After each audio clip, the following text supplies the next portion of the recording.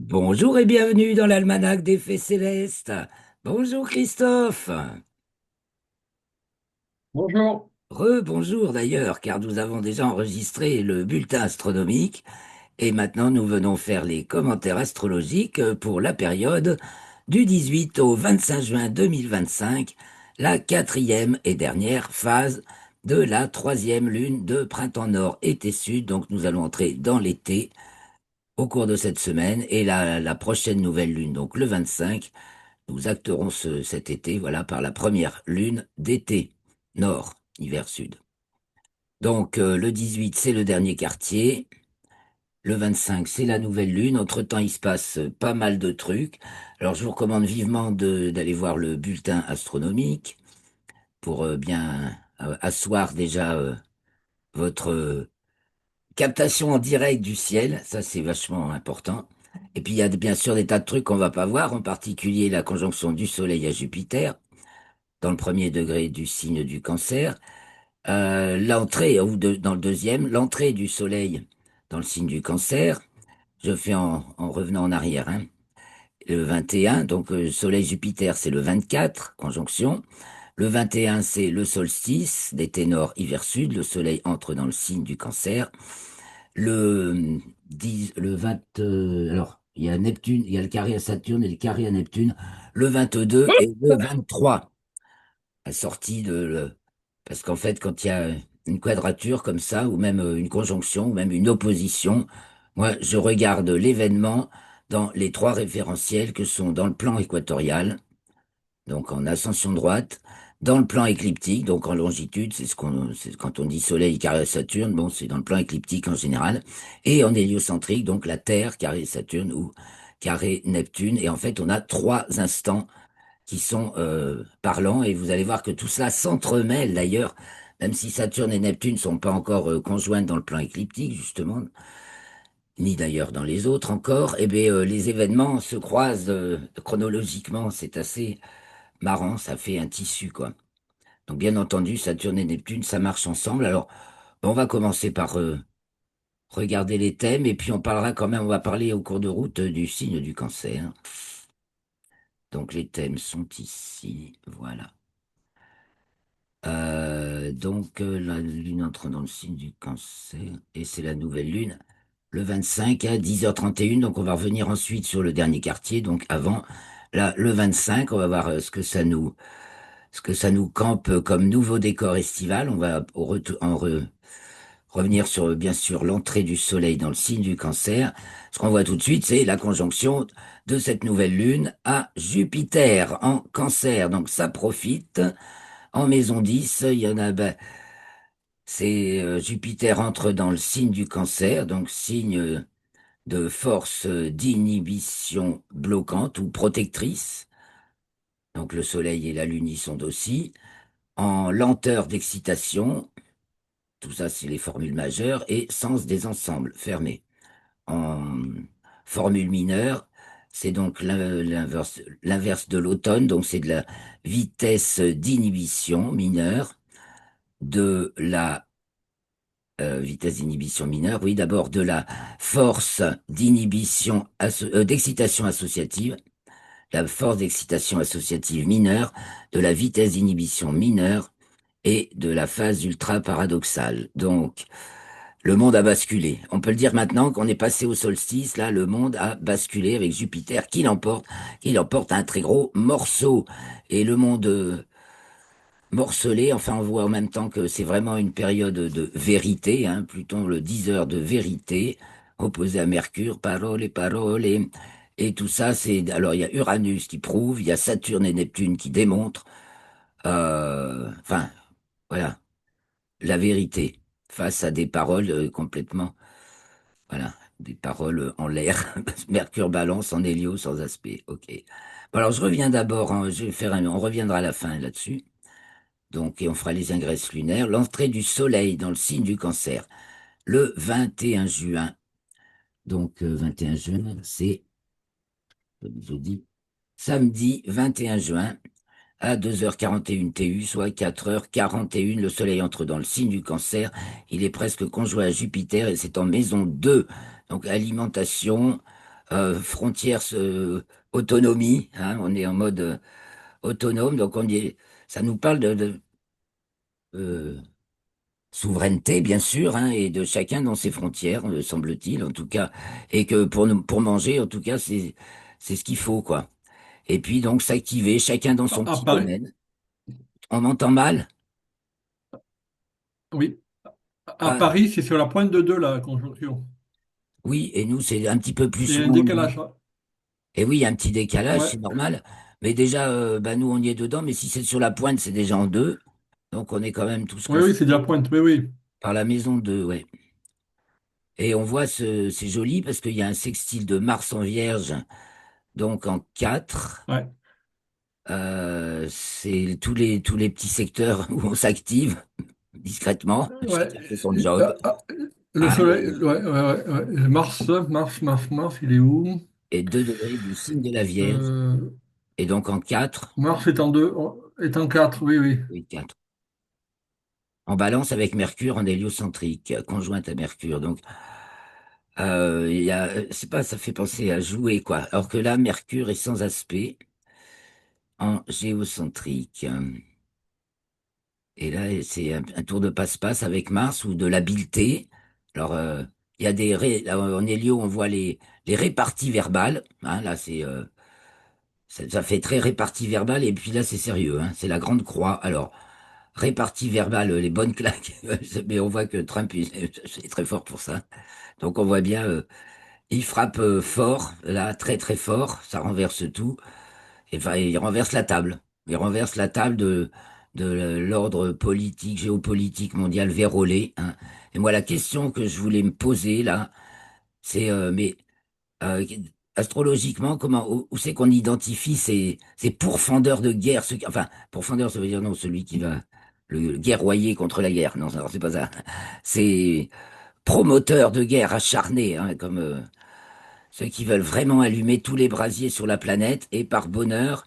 Bah, ça s'allume, mais Dieu merci, il y a suffisamment de gens sages et de dirigeants sages, sauf chez nous, bien sûr, pour éteindre ces feux.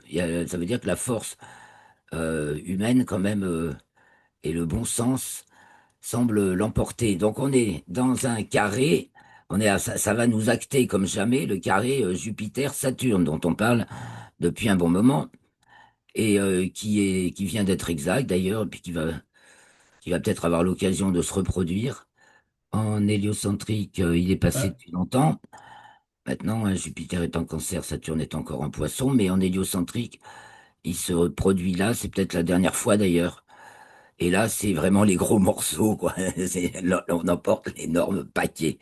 Donc, il y a vraiment là la bascule s'opère. Alors, chez nous, que se passe-t-il? Chacun à son poste, tranquillou.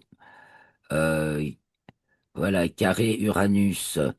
Ah bah et Uranus qui donc le surpouvoir, euh, Uranus qui est tenu avec Pluton et Saturne-Neptune. Alors soit on peut voir les sombres coursives des pouvoirs qui veulent s'occuper de nous en nous traitant comme des pions qu'on déplace et qu'on traite voilà ou comme des esclaves. On peut voir ça, hein, et en même temps, moi je vous dis toujours, c'est les protections spirituelles, les protections célestes. Alors c'est vrai que ben on peut choisir l'une ou l'autre option, hein. Soit on se soumet à un surordre qui veut gommer, parce que là ça marche bien aussi avec Pluton Verseau, hein, qui veut gommer toutes les particularités, qui veut uniformiser tout le monde, et on reset, là c'est vraiment le reset, hein, Saturne-Neptune début Bélier, toutes les fondations et les croyances de la société. Soit on est branché dans sa vie spirituelle et là on est aidé comme jamais, hein, et soutenu et en plus ben, on l'éprouve quoi. Voilà. Et certes, il faut passer par des épreuves du feu maintenant et on voit qu'il y a des diseurs de vérité là récemment qui viennent de se faire suicider. Sûrement que le mec, je pense donc à Éric Dénessé auquel j'envoie aussi tous mes hommages, euh, qu'on écoutait encore la semaine dernière sur la clarté de ses analyses. Et ben le mec il s'est fait suicider. Il était absolument pas suicidaire. La version officielle. dit ça. C'est pas le premier, il y en a eu beaucoup déjà. Alors, on voit Vénus en taureau dissonante, Vénus en taureau, donc les petits caprices, c'est en 12. Ah oui, donc c'est pas bon pour les caprices, hein. Ouh là là. Les gros caprices et les petits caprices, non, on est privé, là, il faut se mobiliser. Il faut vraiment mobiliser ses forces, sa foi et tous ses moyens, voilà, et son réseau, et tout son réseau, et toute son énergie, pour sortir du bourbier, pour sortir du guêpier. Ça peut paraître un truc, nous dit le carré de la Lune à Pluton, un truc impossible, quoi. Mais là, il faut vraiment en sortir. Sinon, évidemment, ça se ressasse et ça se ressasse. Il y a comme une pointe qu'on peut pas enlever, quoi. Ôtez-moi ces clous, dit le Christ sur la croix. Ce serait bien de tous les déclouer. Et donc, en plus, on a un carré de Mars fait aussi un carré à Uranus. Donc, c'est accidentogène. Voilà, ou c'est hors la, enfin c'est hors la loi. Disons que les gens qui travaillent dans leur petite officine, chacun fait son job, construit, c'est très artisanal. Mars en Vierge, en 4. Donc voilà, on voit un pays d'artisans, hein, chacun sur son, qui s'occupe de ses affaires et au carré d'Uranus et qui se joue des ordres, hein, parce que quand on voit tous ces agriculteurs qui sont obligés de flinguer leurs vaches, flinguer leurs poules, parce que pour un soupçon d'une maladie qu'on leur a inoculée à cause de tous ces vaccins obligatoires, ça suffit, quoi. Quand est-ce qu'on ose dire non? Faut, voilà, oser dire non, se poser. Moi, c'est niet, là, c'est pareil, c'est ce que la Lune nous dit aussi. Prends ton courage à deux mains et ose dire non. Quand c'est non, c'est non. Peut-être que ça va être enfin compris, ça va être la thématique de l'été, hein, c'est le soleil en cancer. Alors, point de vue météo, hein, qu'on est surpris par des températures qui sont pas aussi chaudes que l'on pouvait s'y attendre. Dès qu'il n'y a plus de chemtrail, Ah, ouais. la température redevient de saison normale, comme on n'avait pas vu depuis longtemps, hein, ça fait... ouais, je me souviens du 17 juin 2005, puisque c'était le jour du décès de mon papa. Et donc ça fait 20 ans aujourd'hui. Et je me souviens qu'il faisait une chaleur écrasante. Écrasante, voilà. J'ai fait la route, bien sûr, ce jour-là. Et vraiment, là, c'est rien comparé. Donc voilà, je suis donc sur l'ingresse du soleil en cancer. Ben, ça va être chacun fait son job, ouais. Et puis, bah, haut les cœurs, on s'ouvre au mystère de l'inconnu, de l'invisible, et on commence à dealer, à marcher, à comprendre, à se mettre, à, à l'épouser tant bien que mal, dit la lune en taureau. Ça rentre dans nos vies, hein, la dimension de la prière, elle rentre dans nos vies. Alors soit elle y est déjà, soit elle va y arriver, quoi. Parce que sinon c'est la mort. Donc soit on se met vraiment en osmose avec plus grand que notre petit univers habituel, mais ça y est, ils viennent casser le vieux moule, hein, le Soleil. Jupiter, ça va être vraiment nouvelle Jupiter en Cancer. Alors en Cancer, donc c'est la planète, c'est global, hein, en anglais c'est global, c'est la planète entière. Mais bon, gouvernance planétaire, comment va-t-elle se, se gérer, si ce n'est justement que chacun est dans son pays et garde son caractère. Comment voulez-vous qu'on soit bien sur Terre si on perd tous nos caractères et qu'on est tous uniformisés? Donc, voilà, le Vénus Taureau, dans ce cas-là, nous parle aussi de caractère. Il n'y a pas de gouvernance globale. Alors, on va revenir 12 ans en arrière quand Jupiter a fait puisque Jupiter change de signe tous les ans, donc globalement, en 12 ans, un peu moins de 12 ans, Jupiter a fait un tour du zodiaque. Donc, il y a 12 ans, nous étions en 2013.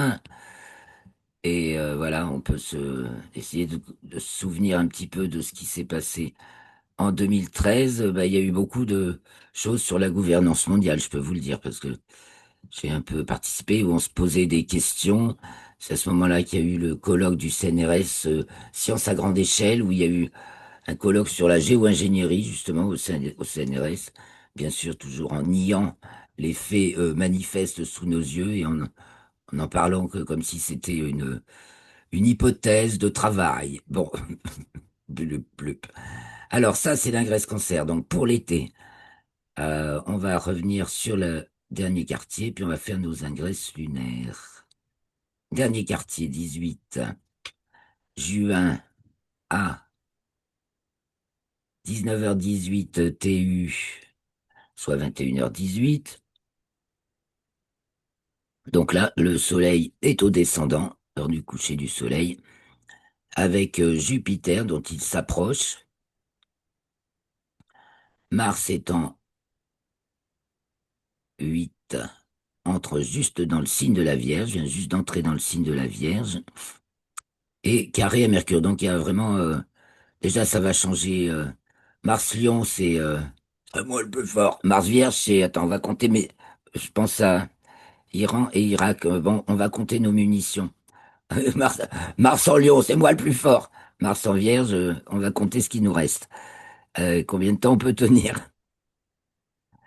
Et alors le discours toujours trompeur entre les faits, Mars et les paroles. Voilà, le discours global justement euh, a l'air de dire le contraire des faits. On verra ça. Et donc on voit ici, c'est une conjonction Mercure-Mars, enfin, qui va se produire donc une fois que Mercure va être entré en Balance. Donc pour le dernier quartier, l'ascendant est en Sagittaire, donc on se tourne vers l'international, hein. Il y a beaucoup de questionnements vis-à-vis de qu'est-ce qui va se passer au niveau mondial. Est-ce le début d'une À troisième? Paris, à Paris, c'est Capricorne, L'ascendant est Capricorne à l'ascendant. Paris. Waouh! Ah, ça fait une belle Ouais. différence. Oui, parce que quand c'est autour du Capricorne, ça bouge beaucoup. Ouais, ouais, ouais. Bon, on est dans le sens des ensembles, mais Sagittaire, c'est ouvert, Capricorne, c'est fermé. C'est-à-dire que on se replie sur son noyau dur, sur le bastion et le concept initial, parce que c'est tout ce qui reste. Et c'est on entame en fait un nouveau cycle hein, dans l'histoire euh, zodiaque égyptien. Il y a, ça commence au Capricorne. Et c'est l'histoire du crocodile qui mange, qui mange, qui mange, qui mange, qui mange, qui mange, qui mange. Le crocodile peut manger, peut grossir à l'infini. Il s'arrête quand il n'y a plus à manger. Bon, à la fin du Sagittaire, et il est remplacé par un petit nouveau. Ici, voilà, le vieux crocodile laisse sa place à un petit nouveau. Et c'est vraiment le sens du Capricorne, donc du nouveau qui va se mettre en place. Mais bon, là, pour l'instant, on est dans l'interrogation, on se laisse porter, qu'est-ce qui se passe au fond du ciel? Lune, Saturne, Neptune, c'est le grand chambardement, c'est le gros, la- voilà, en fait, toute la déborde maintenant que c'est en Bélier. Saturne et Neptune, on a fini d'aller creuser dans les tunnels, ça sort, ça sort, ça sort. Vénus est toujours dissonée par deux demi-carrés, Soleil et à la Lune. Ah bah bien placé. Donc figure dissonante entre Lune, Vénus et Soleil, donc et cette Vénus qui frise la maison 5, donc plutôt existence du sujet, création agricole. On est dans voilà production. Donc là ça va pas. euh, voilà, ça secoue les agriculteurs secouent le cocotier et c'est une urgence vitale et qui nous ramène aux vérités vraies de la vie. Et à la vie des modestes, des gueux, comme on dit maintenant. Saturne-Neptune, c'est les gueux, les amis, hein. Ce fut, ça, c'est devenu plus sérieux. C'était Jupiter, un peu Jupiter-Mercure, coloriage des gilets jaunes, mais Saturne-Neptune, on est vraiment dans les gueux maintenant. Si vous voulez, ils sont là. Et maintenant, ils marchent. Alors après, quand Saturne et Neptune vont revenir en poisson, il va peut-être sembler y avoir une reculade, mais néanmoins, de toute façon, ils vont rentrer définitivement en bélier. Donc, ce ne sera que reculer pour mieux sauter. Voilà, c'est avec ça ce qu'on peut voir venir. Bon, pour l'instant, Saturne et Neptune sont directs, mais il n'y en a plus pour longtemps que Neptune, laquelle va rétrograder la première. Ça va être. Oh mince, je me souviens plus là. Ah bah c'est marqué en plus. Non, on le verra après. C'est pas marqué là. La Lune entre dans le signe du Bélier le 18 juin à 23h07, soit le 19 à 1h07. Oh, quelle belle figure en héliocentrique avec Vénus, seul déclencheur perturbateur sur Uranus, Vénus Verseau, donc on peut encore... Alors, tiens, justement, serait-ce... voilà, il n'y en a plus qu'un tout seul qui tient à être le seul sur Terre pour et éliminer tous les autres. Alors, suivez pas mon regard. Ça, pour nous, c'est à l'est et et son nom commence par B. Et c'est un BN, voilà. Ça commence par B et son nom de famille par N. Ça fait BN. Vénus, carré, Uranus, taureau, voilà, pour défendre soi-disant la terre promise. On veut avoir que des gens tous pareils. Bon, mais le monde se tient vachement bien, donc on a un super cerf-volant sur fond spirituel, mystique, transcendantal, qui fait plim plim, pim, pim. Les bonnes paroles vont remettre les choses à leur place. Et vraiment remettre les choses à leur place, à leur bonne place. Puisque la Terre va entrer en Capricorne, puisque le Soleil va entrer en Cancer, et Jupiter est déjà en Cancer. Donc chacun va se retrouver dans ses baskets, sur son terrain. Ils sont tous honorables. Et il n'y a que ceux qui vivent dessus qui savent s'en occuper. Et c'est pas des têtes au-dessus qui doivent décider pour eux. Voilà, voilà, voilà. Et il sert à rien d'aller embêter le voisin, de l'asticoter pour voir comment il réagit. Alors il y en a qui réagissent avec beaucoup de... Ben, heureusement il y a dans le monde et parmi les plus grands pays des dirigeants sages maintenant. Nous on fait... Oh, nous, combien ça va tenir encore le sketch? Quand est-ce que... Parce que nous, on a toute notre clique de parlementaires qui évidemment mangent à la soupe, donc qui ont tout intérêt à entretenir ce monde de fausseté absolue là entre Vénus et Uranus à l'ascendant en taureau, hein. En 5 on voit l'expression du peuple, tout à l'heure on la voyait quand c'était en bélier. Là ça va devenir la question cruciale, les vrais gens ou les pantins, hein. Il est question de choses très sérieuses puisque l'ascendant est en taureau entre Vénus et Uranus. Là c'est du lourd lourd. Du lourd aussi bien matériellement que spirituellement. Et ça entraîne ben, le monde. Voilà. Oh non, mais que ça. Et c'est carré à Soleil Uranus, oui, à Soleil Jupiter. Donc c'est vraiment un moment, on ouvre quelque chose de nouveau là, hein. C'est remarquable. Et alors Mercure en Cancer la fait pas. Ah, Mercure se tait. Là, les gens sont bouche bée, savent plus quoi dire. Ah, fait pas d'aspect, y a pas un petit quinconce à quelqu'un. Euh, Même pas un petit quinconce. Ah, là, vous voyez, Mercure, Cancer en 3, pas d'aspect. On a l'impression que beaucoup vont rester bouche bée. Alors, qu'est-ce qui va amener ça? Alors, je suis venu en arrière.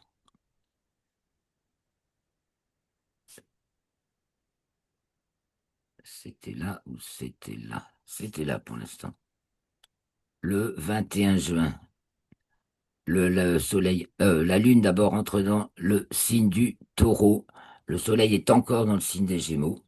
Donc, on va voir la suite. Donc on a Oula. vu Mars conjointe à l'étoile Régulus en plus. Ouais, je le redis, Mars est conjointe quand premier degré du signe de la Vierge, Mars conjointe à l'étoile Régulus du Lion. Donc ça nous met une notion de règle justement en plus. Et en plus c'est maintenant à notre époque dans le signe de la Vierge. Donc ça nous incite à être méticuleux. Et c'est vachement important d'être présent dans chacun de nos actes. Voilà, mettre de la conscience dans nos actes. Donc le 21, le soleil entre dans le signe du cancer, on vient de le voir. Donc maintenant je passe à la lune qui rentre dans le signe du cancer. Bah, j'en ai loupé un, c'est pas possible. Ah, j'ai dû louper un truc. Le 25, j'ai dû louper l'entrée en Gémeaux. La lune entre dans en Gémeaux, c'est le 23 à 4h57. Ben, je l'ai pas. Faudrait que je le fasse. Je l'ai oublié, il a zappé. Alors, quand la Lune entre dans le signe du Cancer, le 25 juin, 3h43, donc peu de temps avant la nouvelle Lune, tout ça c'est à l'ascendant, les amis. Donc, on va s'occuper de la maison, de soi. Il faut reconcevoir notre maison commune. C'est la maison commune, hein, Cancer, Soleil, Jupiter. Donc la maison commune, donc notre pays en quelque sorte. Et voilà, là, les mensonges sont traqués, les mensonges sont révélés, les scandales sont soulevés. Ça fait du break, ça casse, ça casse. Un carré Mars-Uranus. Encore que c'est un carré, Uranus est encore en Taureau, c'est un carré en signe trigone. Donc c'est un,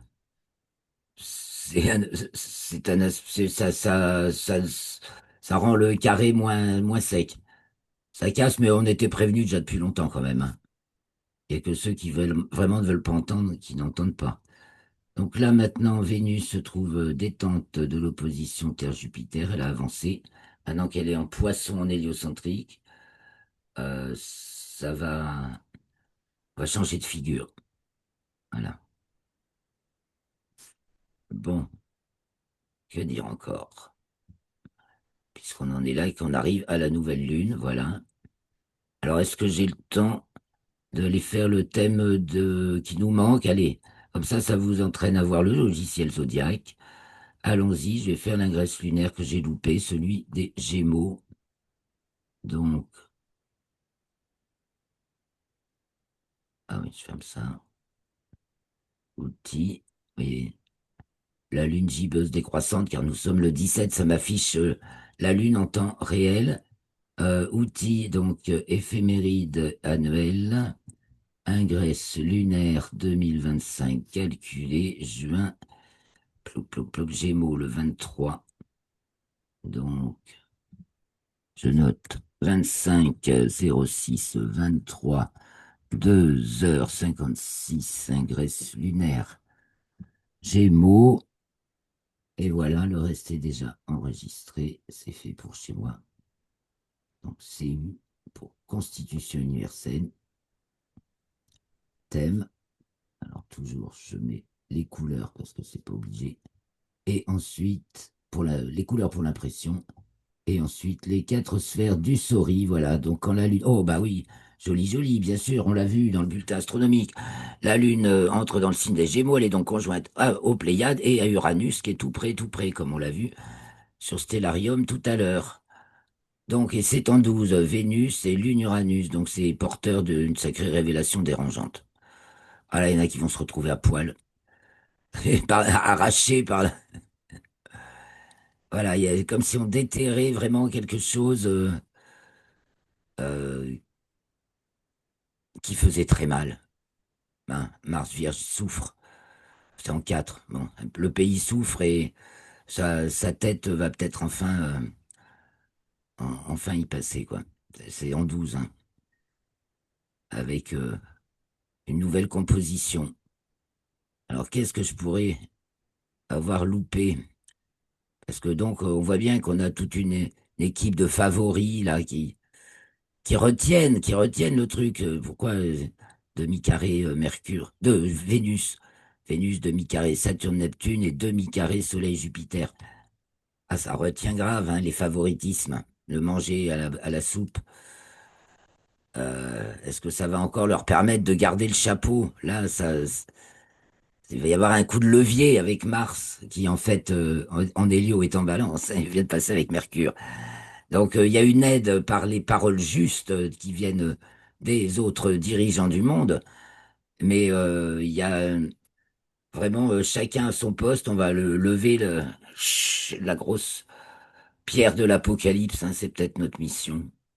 Moi j'ai toujours eu ça en tête.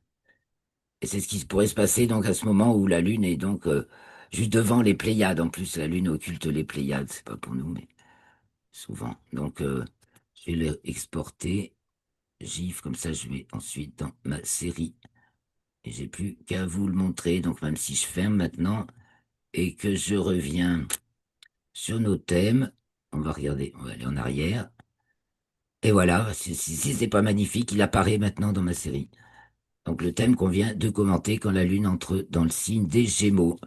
Et donc on va aller ensuite, Cancer. On l'a vu, bah, l'histoire continue. Et la nouvelle Lune du 25 à 10h31 TU, donc soit 12h31, nous avons, qu'est-ce qui a changé? La Vénus est donc entrée en Poisson, comme on l'a dit tout à l'heure, détend maintenant l'opposition Terre-Jupiter, qui est la conjonction Soleil-Jupiter en géocentrique, donc avec la Lune en 10, en Cancer, on reforme nos frontières avec encore des emmerdeurs, hein, il y a des sacs qui cherchent qu'à mettre des bâtons dans les roues, hein, quand même.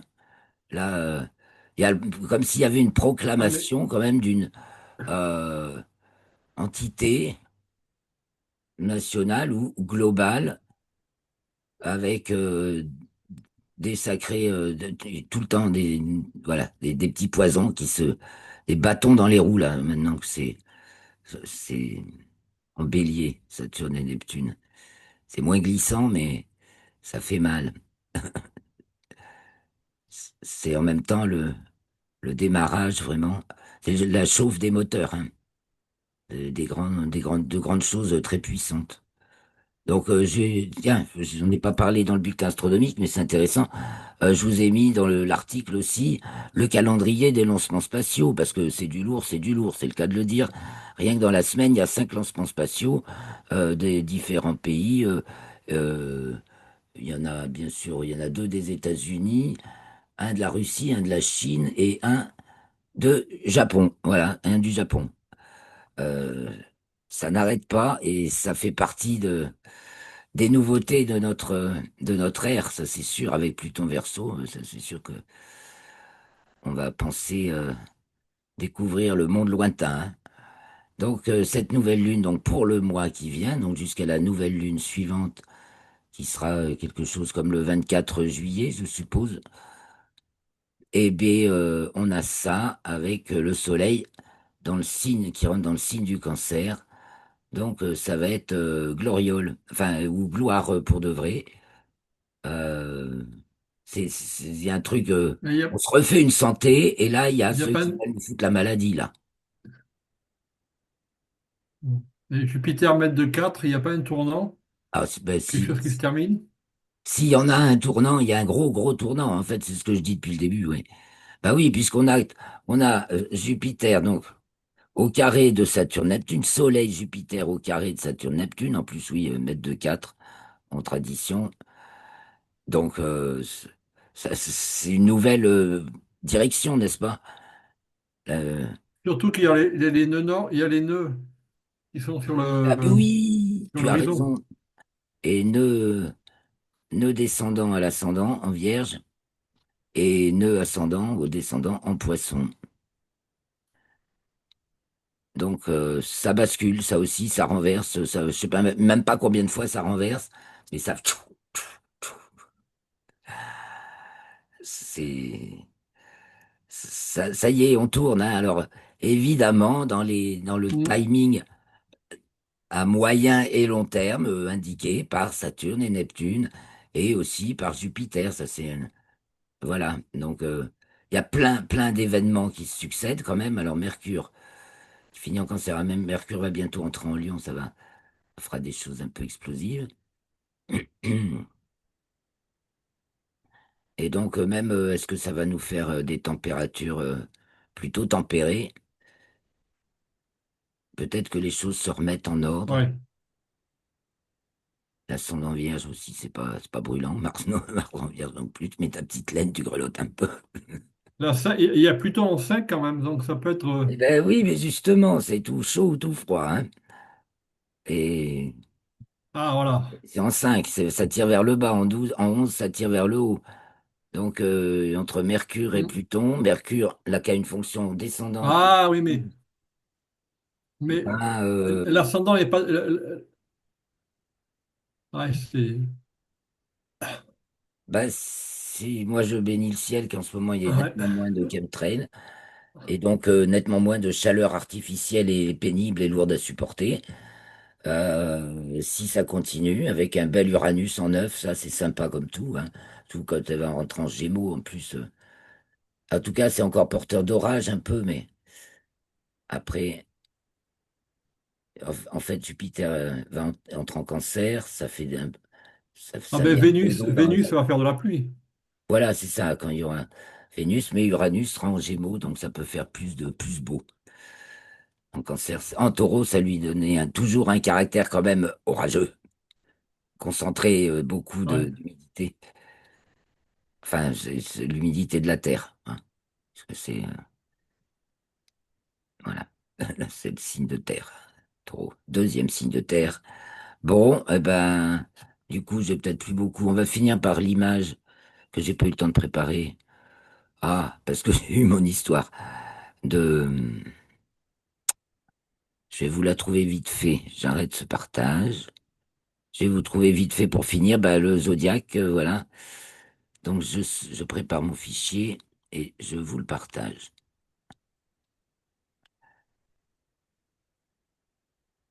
Ah non, c'est pas ça. Zut, excusez-moi.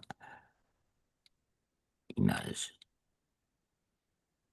Donc on finisse sur le zodiaque conditionnaliste, le signe du cancer en couleur.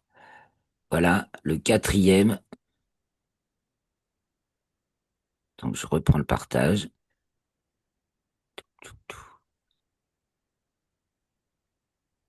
Le quatrième des signes du zodiaque, donc ici le bélier est à gauche. Donc bélier, de plus nord, plus le nord est plus de nord que de sud et le nord est croissant. Au taureau pour l'ensoleillement. Au taureau, plus de nord encore que de sud et le nord est toujours croissant. Gémeaux, nord maximal croissant et sud minimal décroissant encore. Et au cancer, ça s'inverse. Donc de toute façon, le passage au solstice, c'est une inversion de polarité. C'est l'inversion des polarités. Donc il est évident qu'on est là dans la période de la grande bascule. Et donc, on va se quitter là-dessus, hein. Merci à vous tous. J'ai même pas dit encore merci pour vos commentaires, vos likes, vos partages. Et merci de nous soutenir. Et n'hésitez pas à soumettre des problématiques, des questions qu'on peut approfondir.